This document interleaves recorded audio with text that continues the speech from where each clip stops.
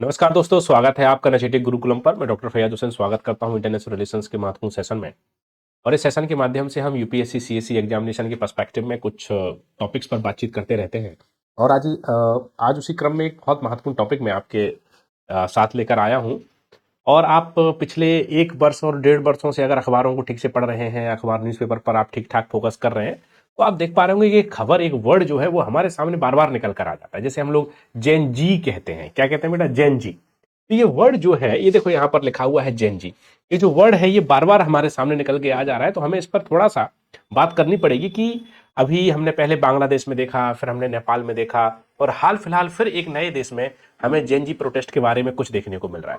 तो आखिर Gen Z word फिर से क्यों करंट अफेयर्स में आ गया है और ऐसा क्या है, उस पर चर्चा हो रही है। तो उन सारे डायमेंशंस पर बातचीत करेंगे, सारे डायमेंशंस को समझने की कोशिश करेंगे, प्रयास करेंगे। आप मेरे साथ जुड़े रहिए लास्ट तक। और हम बातचीत करेंगे, ये भी देखेंगे कि जेनजी का मतलब क्या होता है, इसका प्रोनाउंसिएशन कैसे होता है, जेनजी बोलना सही है, जेन जेड बोलना सही है, किस जनरेशन को जेनजी जनरेशन बोलते हैं। तो सारे डायमेंशंस पर बातचीत करने वाले हैं। पहले ये देख लेते हैं कि आखिर ये टॉपिक जेनजी टर्म फिर से करंट अफेयर्स में क्यों है, फिर से चर्चा में क्यों है। तो देखो कुछ न्यूज़पेपर की कटिंग से बेटा, जहां पर लिखा हुआ है कि नेपाल के बाद, नेपाल में भी रेवोल्यूशन हुआ था, जेनजी रेवोल्यूशन जिसको हमने बोला, नेपाल के बाद अब एक अमेरिकी देश में जेनजी प्रोटेस्ट ने हिला दी सरकार। सड़कों पर उतरे हजारों लोग। मतलब कि बांग्लादेश में भी ऐसे ही होता, श्रीलंका में पहले ऐसे हुआ, फिर बांग्लादेश में ऐसे हुआ, फिर नेपाल में ऐसे हुआ, और अब फिर जो है एक अमेरिकी देश में भी ये ट्रेंड, ये आंदोलन हमें देखने को मिल रहा है, जहां पर जेनजी, जो जेन जी जनरेशन के लोग हैं, वो सड़कों पर उतरकर सरकार के खिलाफ आंदोलन कर रहे हैं। राइट। इसमें थोड़ा देख लेते हैं कि अमेरिका का वो कौन सा देश है। The recent Gen Z protest in Mexico. आपको पता है कि अमेरिका का बहुत महत्वपूर्ण एक जो शहर है मैक्सिको, है ना, वो held in over 50 cities on November 15, 2025, primarily expressed frustration with rising crime, corruption and government inaction। कह रहे हैं कि अमेरिका का एक शहर है मैक्सिको, उस मैक्सिको, एक देश ही है पूरा, उस मैक्सिको देश में आंदोलन शुरू हो गया है, जेनजी आंदोलन जिसे हमने कहा है। और ये आंदोलन क्यों हो रहा है? क्योंकि वहां पर क्राइम बढ़ रहा है, वहां पर भ्रष्टाचार बढ़ रहा है, और सरकार इस संदर्भ में कुछ नहीं कर रही है। तो पूरी घटनाक्रम क्या है उसको भी देखेंगे थोड़ी देर में। थोड़ा सा और कटिंग देखते हैं न्यूज की, क्या बातचीत हो रही है। Classes in Mexico city amid Gen Z styled protest over crime and corruption. कह रहे हैं क्राइम और करप्शन को लेकर जेनजी प्रोटेस्ट स्टार्ट हो गया है मैक्सिको सिटी में। Thousands hold Gen Z protest in Mexico against mayor's murder. कह रहे हैं कि मेयर की मर्डर हुआ है, उनकी हत्या हो गई है, उससे भी प्रोटेस्ट निकल कर रहा है। तो कई सारी चीजें यहाँ पर इस प्रोटेस्ट के लिए रिस्पॉन्सिबल हो जा रही हैं। जहां पर करप्शन बढ़ रहा है, क्राइम बढ़ रहा है, action in active, government in action में है, वहां पर बहुत ज्यादा काम नहीं कर रही है, मेयर का भी जो है कि वहां पर हत्या हो गई है। और अगर थोड़ी देर के लिए हम मैक्सिको शहर की बात करें, तो मैक्सिको एक ऐसा देश है जहां आप बात करेंगे तो वहां पर आपको ड्रग्स के बारे में बातचीत होगी, वहां पर ऑर्गेनाइज क्राइम के बारे में बातचीत होगी, वहां पर क्रिमिनल्स आपको बहुत सारे देखने के लिए मिलेंगे। मैक्सिको बहुत अधिक एक डेवलप्ड कंट्री नहीं है, डेवलपिंग कंट्री है, जहां पर बहुत सारे चैलेंजेस वहां पर आप देख सकते हैं। क्राइम है, ऑर्गेनाइज क्राइम है ना, ह्यूमन ट्रैफिकिंग है, ड्रग है। और ड्रग्स तो मतलब बहुत ज्यादा है, इलीगल ड्रग्स और इलीगल वेपन्स का जो है कारोबार वहां पर बहुत ज्यादा देखने को मिलता है। और गिरोह जो होते हैं ना, जिसे कहते हैं गैंग वॉर टाइप का जो युद्ध है, वो आपको मैक्सिको में देखने को मिलेगा। तो उसी टाइप से एक आंदोलन निकल कर आ रहा है इन सारी चीजों के खिलाफ। ठीक है। तो अभी तक हमने ये समझा है कि अमेरिका का एक शहर है मैक्सिको, जैसे उत्तरी अमेरिका और दक्षिणी अमेरिका के पर्सपेक्टिव में हम देखते हैं, तो मैक्सिको एक शहर है और वहां पर जेनजी प्रोटेस्ट निकल कर आ रहा है, क्योंकि मैक्सिको सिटी के मेयर की हत्या कर दी गई है। और वहां पर मैक्सिको सिटी के मेयर नहीं थे, वो अलग शहर के मेयर थे, उनकी हत्या कर दी गई है। और वहां पर क्राइम बहुत ज्यादा बढ़ रहा है, करप्शन बहुत ज्यादा बढ़ रहा है, इन्फ्लेशन भी बढ़ रहा है, और सरकार इस संदर्भ में बहुत कुछ नहीं कर रही है, इसलिए लोग सड़कों पर है। तो मैक्सिको की पूरी घटना क्या है, मैक्सिको की पूरी कहानी क्या है, वो थोड़ी सी बाद में समझेंगे। पहले हम ये देख लेते हैं कि जेनजी का क्या मतलब है और इसका प्रोनाउंसिएशन क्या है और किस जनरेशन के लोगों को हम लोग जेनजी कहते हैं। तो थोड़ा सा इस बिंदु पर फोकस कर लेते हैं।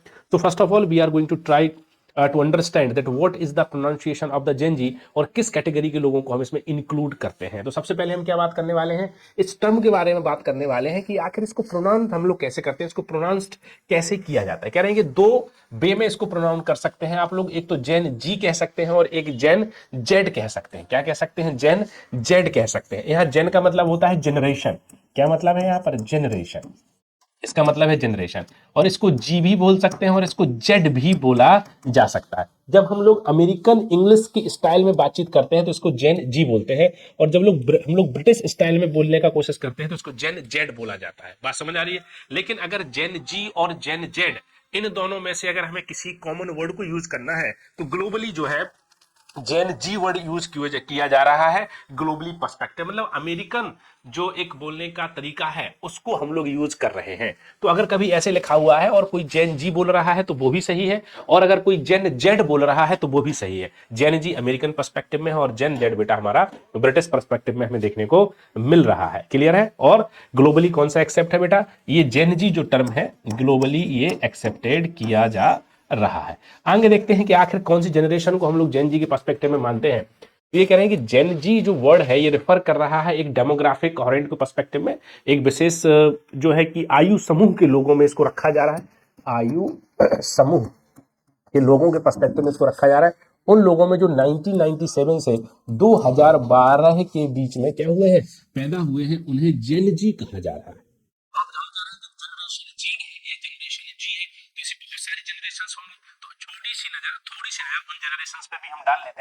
कौन कौन सी जनरेशन है? तो देखो बेटा ये जनरेशन है और उन जनरेशन को अप्रोक्सीमेटली बर्थ ईयर क्या है उनकी उस पर्सपेक्टिव में रखा गया है। और मेरा ऐसा मानना है कि ये बहुत करंट अफेयर्स में है। तो यूपीएससी सीएसई 2026 के प्रीलिम्स एग्जामिनेशन में यहां से आपको क्वेश्चन देखने को मिल सकते हैं। एक तरफ वो जनरेशन दे देंगे, एक तरफ ईयर दे देंगे और आपसे कहेंगे कि मिलाइए इसमें से कौन सा सही है कौन सा सही नहीं है। तो ये प्रीलिम्स के पर्सपेक्टिव में मोस्ट इंपोर्टेंट फैक्टर मुझे लग रहा है निकल कर आएगा और वहां पर ये क्वेश्चन आपसे पूछा जा सकता है 2026 प्रीलिम्स एग्जामिनेशन में, राइट। तो एक है the greatest generation. Greatest generation किसे कहा जाता है? जो 1901 से 1927 के बीच में पैदा हुए उन लोगों को ग्रेटेस्ट जनरेशन कहा जाता है। द साइलेंट जनरेशन किसे कहा जाता है? साइलेंट जनरेशन कहा जाता है जो 1928 से 1945 के बीच पैदा हुए उन्हें साइलेंट जनरेशन कहते हैं। तीसरा है कि बेबी बूमर्स किसे कहते हैं? जो 1946 से 1964 के बीच में पैदा हुए उन्हें बेबी बूमर्स कहा जाता है। जनरेशन एक्स किसे कहा जाता है? जो 1965 से 1980 के बीच में पैदा हुए उन्हें क्या कहा जाता है? जनरेशन एक्स कहा जाता है। और जो लोग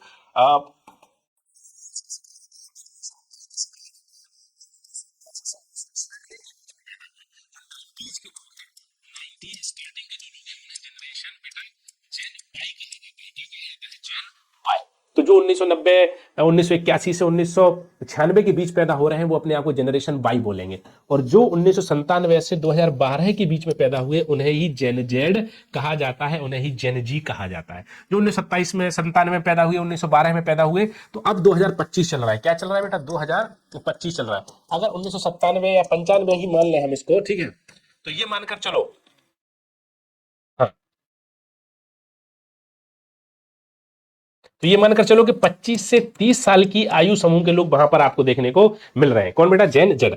और एक और जनरेशन है 7वें नंबर पे जिसको जनरेशन अल्फा, जेन ए बोल रहे हैं हम लोग, अल्फा बोल रहे हैं। ये वो लोग हैं बेटा जो 2010 से 2024 के बीच में पैदा हुए हैं। तो आप देखो कि ये जो जनरेशन है हमारी जनरेशन वाई, ये जो है आपके कुमार सानू, अलका याग्निक है ना, इन लोगों के गाने सुनना पसंद करते हैं। जेन जेड जनरेशन है ये क्या है? हनी सिंह के गाने सुनना पसंद करते हैं। जो जनरेशन अल्फा आ रही है ये गाने सुनना पसंद नहीं करते, ये भैया एआई से गाना बनाना पसंद करते हैं। ये एआई जनरेशन है ना, ये थोड़ा सा इंटरनेट वाली जनरेशन है और ये जनरेशन थोड़ी सी पुरानी जनरेशन है। तो ये जनरेशंस का एक सीक्वेंस मैंने आपको थोड़ा सा समझाने का प्रयास किया है, यहां से प्रीलिम्स में क्वेश्चन आ सकता है। तो ये जो वर्ग समूह है ये भैया आंदोलन कर रहा है हाल फिलहाल दुनिया के बहुत सारे देशों में। अब देखते हैं कि आखिर इस जेन जी ने क्या किया है। 10 पॉइंट्स समझना चाहते हैं about the Mexico Gen Z protest के बारे में।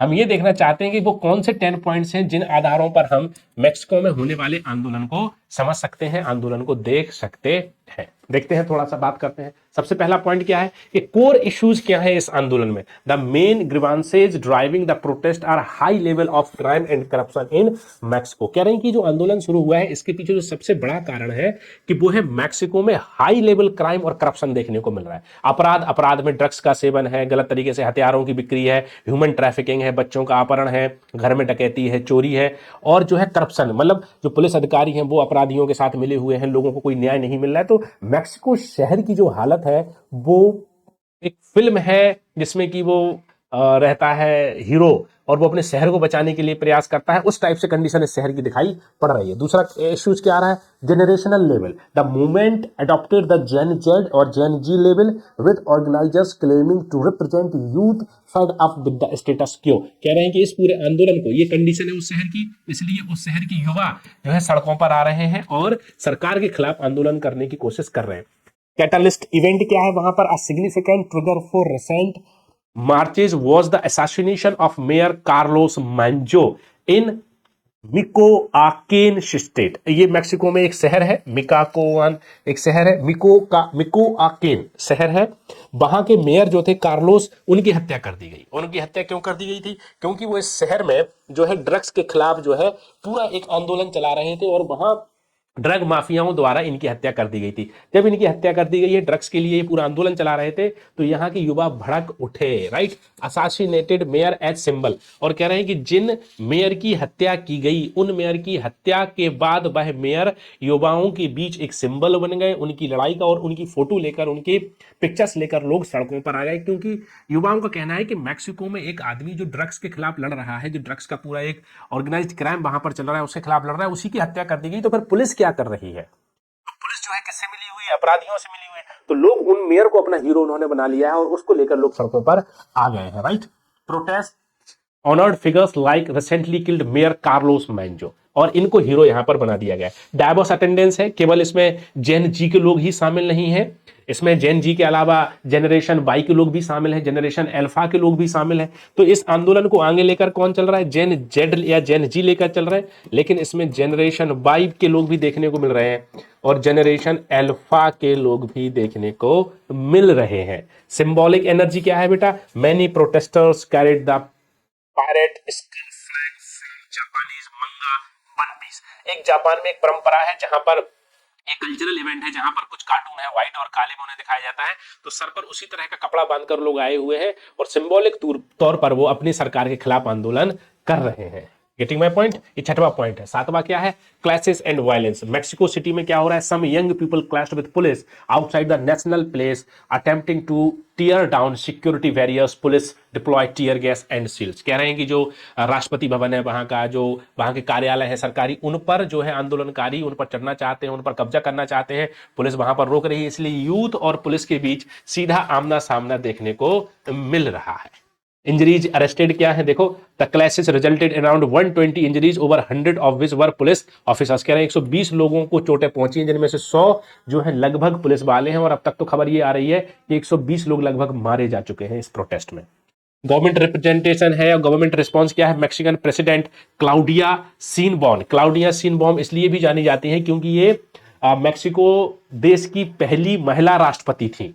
काफी करंट अफेयर्स में भी थी, एग्जाम में भी क्वेश्चन आया था। उनका शहर जो है इस तरह से आग में जल रहा है, अपने आप में बड़ी बात है। Accuse right wing parties of trying to infiltrate the movement. इन्होंने कहा है कि ये युवा आंदोलन नहीं कर रहे हैं, लेकिन जो राइट विंग पॉलिटिक्स मैक्सिको में है वो मेरे खिलाफ। किसने कहा? ये कहा है क्लाउडिया ने कि मेरे खिलाफ राइट विंग वाली जो पॉलिटिकल पार्टीज हैं वो ये आंदोलन जबरदस्ती करवा रही हैं, हमारे खिलाफ वो ये आंदोलन लेकर चल रही है। Getting my point? ये बड़ी बात है अपने आप में। इन्होंने ऐसा कहा कि मेरे खिलाफ ये आंदोलन लेके चला जा रहा है। बात समझ आ रही है? तो किसने कहा? ये क्लाउडिया सीनबॉन ने कहा। तो देखो यहां पर दो तरह की पॉलिटिक्स है, एक तो ये क्लाउडिया जी है, क्लाउडिया जो है सीनबॉन है, दूसरी तरफ राइट विंग पॉलिटिक्स वाले लोग हैं, राइट विंग पॉलिटिक्स के लोग हैं। जो राइट विंग पॉलिटिक्स के लोग हैं, तो क्लाउडिया सीनबॉन ने आरोप लगाया है कि ये जो प्रोटेस्ट हो रहा है, ये जेन जी जनरेशन जो हमें देखने को आंदोलन देखने को मिल रहा है, उसके पीछे रिस्पॉन्सिबल कारण कौन है? उसके पीछे रिस्पॉन्सिबल कारण है बेटा आपका ये राइट विंग पॉलिटिक्स, वो यहां पर इन्हें देखने को मिल रहा है। Getting my point? तो इन्होंने ये आरोप यहां पर लगाया हुआ है। अच्छा, अब देखते हैं आगे लास्ट पॉइंट क्या है। ग्लोबल ट्रेंड का आ रहा है, the protests in Mexico are part of broader trend in 2025 where Gen Z population in various countries like Nepal organised demonstration against systematic issue like inequality and democratic backsliding. कह रहे हैं कि ये इसका इंपैक्ट क्या है? तो कह रहे हैं कि ग्लोबली इंपैक्ट देखने को मिल रहा है। अच्छा, आप देखो जेन जेड जनरेशन क्या है? जेन जेड जनरेशन मुख्यतः वह जनरेशन है जो इंटरनेट से जुड़ी हुई है, जो सोशल मीडिया प्लेटफॉर्म से जुड़ी हुई है, यूट्यूब चला रहे हैं, फेसबुक चला रहे हैं, व्हाट्सएप चला रहे हैं, इंस्टाग्राम चला रहे हैं, टेलीग्राम चला रहे हैं, बहुत सारे सोशल मीडिया एक्स पे चला रहे हैं, ट्विटर को चला रहे हैं, उससे आपस में जुड़े हुए हैं। जैसे ही कोई न्यूज फैलती है, और ऐसा नहीं है कि ये पढ़े लिखे नहीं है, अवेयर है, ये चीजों को जान रहे हैं, जैसे ही ये कोई चीज समझते हैं, पकड़ते हैं, बात करते हैं, तो उसको फैला देते हैं, और फिर क्या होता है, इनके बीच एक कनेक्टिविटी बन जाती है सोशल मीडिया के माध्यम से। नेपाल में जो जनरेशन जेन जेड प्रोटेस्ट हुआ, उसके पीछे क्या लॉजिक था? उसके पीछे यही तो लॉजिक था कि नेपाल की सरकार ने जब सोशल मीडिया प्लेटफॉर्म्स को बंद कर दिया तो जेन जी के लोग सड़कों पर आ गए। मैक्सिको में क्या हो रहा है? मैक्सिको में हो रहा है कि वहां पर क्राइम बढ़ रहा है, करप्शन बढ़ रहा है, सरकार और अपराधियों के बीच जो है कि गठजोड़ बढ़ रहा है, कॉलेज जो किसे तो ऑर्गेनाइज्ड क्राइम वहां पर बहुत इंक्रीज हो रहा है, लोगों को प्रॉब्लम है। तो उनकी मेयर जो वहां पर आंदोलन कर रहे थे ड्रग्स के खिलाफ, उनकी जब हत्या कर दी गई तो लोग सड़कों पे आ गए। और कनेक्टिविटी का माध्यम इनके पास बहुत अच्छा है।